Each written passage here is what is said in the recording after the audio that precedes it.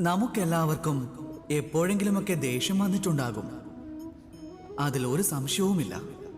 മനുഷ്യരാണല്ലോ, ഈ ഭാവങ്ങളെല്ലാം ജന്മനാലുള്ളതാണ്. പക്ഷേ ഈ ദേഷ്യം എന്തുകൊണ്ടാണ് ഉണ്ടാകുന്നത്? എപ്പോഴെങ്കിലും ചിന്തിച്ചിട്ടുണ്ടോ?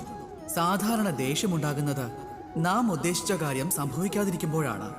നാം പറയുന്നത് ആരും അനുസരിക്കാതിരിക്കുമ്പോൾ, ഇല്ലെങ്കിൽ നമുക്ക് ചിലപ്പോൾ പരാജയം നേരിടുമ്പോഴാകും.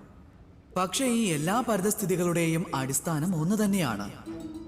ഏതെങ്കിലും ഒരു സമയത്ത്, ഏതെങ്കിലും ഒരു അവസ്ഥയിൽ നാം ദുർബലരായിരിക്കും.